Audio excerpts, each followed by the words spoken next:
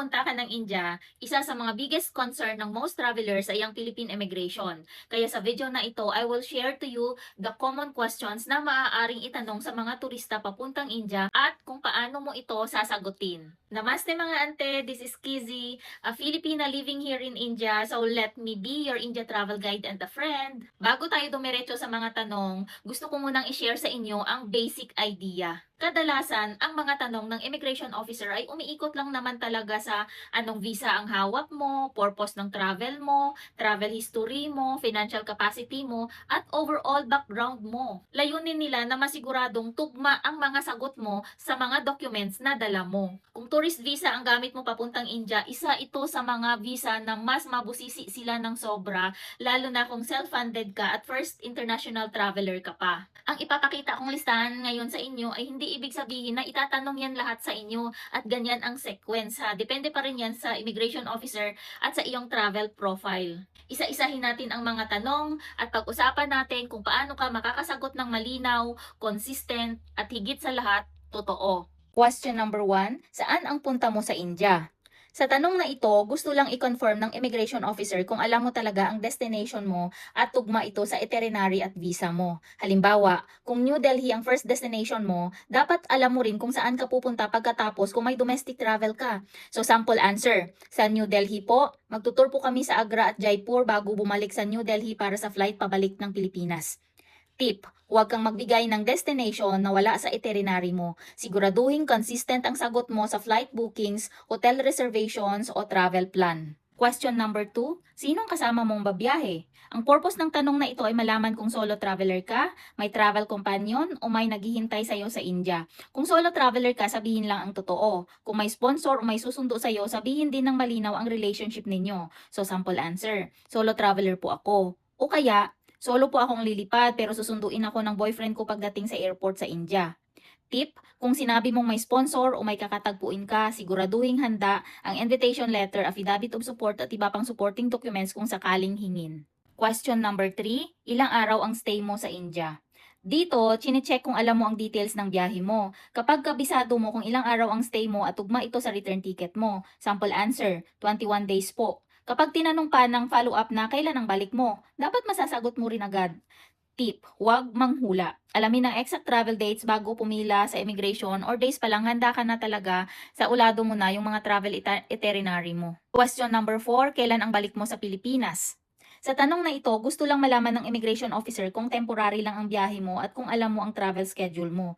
Kaya bago ka bumiyahe, siguraduhin alam mo ang return flight details mo. So sample answer, so August 25 po ang return flight ko papuntang Maynila. Question number 5, may trabaho ka ba o anong trabaho mo? Isa ito sa mga tanong na tumutulong sa immigration officer na maintindihan ang iyong background at kung may dahilan kung babalik ka pa sa Pilipinas pagkatapos ng biyahe mo. Kung employed ka, sabihin lang ang position mo at ang company mo. Kung business owner ka, sabihin din ito. Kung self-employed or freelancer ka, ipaliwanag ng simple ang nature ng work mo. Kung unemployed ka, hindi ka gagawa ng kwento ha, sabihin lang ang totoo at maging handa sa mga supporting documents na magpapakita kung paano pupunduhan ng biyahe mo. Tip, ang pagiging unemployed ay hindi automatic na dahilan para ma-deny ang pag-alis. Ang mahalaga ay truthful, consistent ang mga sagot mo, at kung kinakailangan may documents kang susuporta sa travel plans mo. Question number 6, first time international traveler ka ba?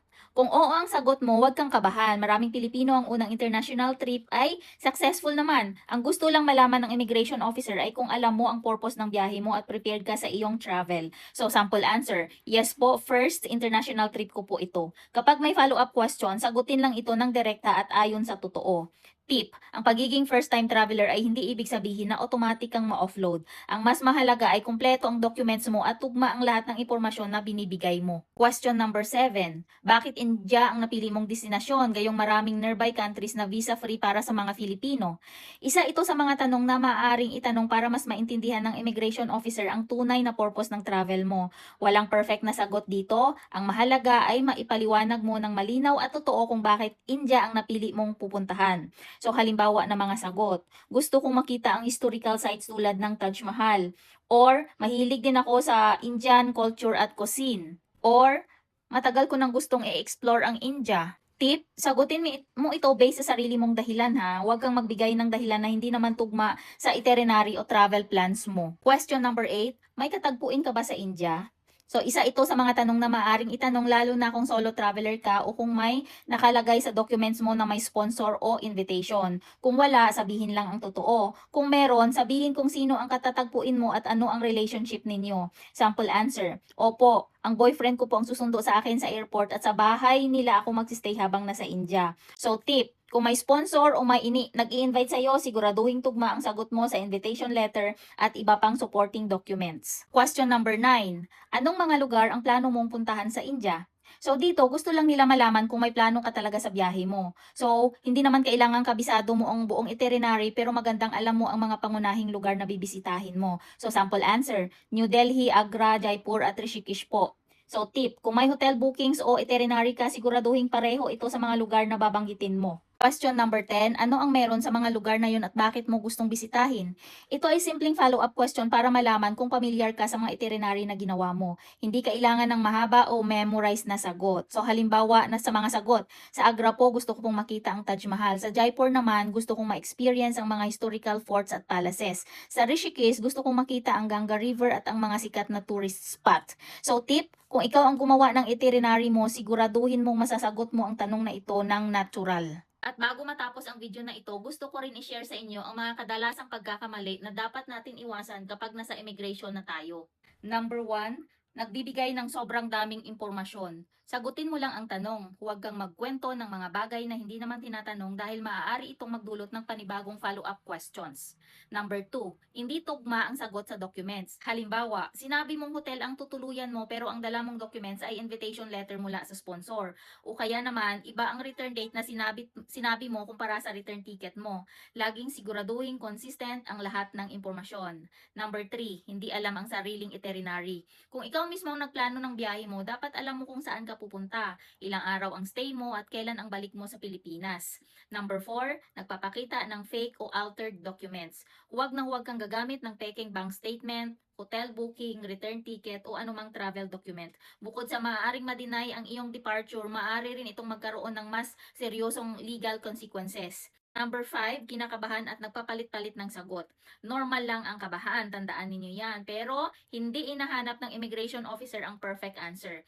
Ang mahalaga ay ang sagot mo ay totoo, malinaw, at tugma sa mga dokumentong dala mo. Final reminder, hindi natin makokontrol ang kung ano ang itatanong sa inyo ng immigration officer dahil ang bawat traveler ay may magkakaibang travel profile at sitwasyon. Pero ang magagawa natin ay maging handa.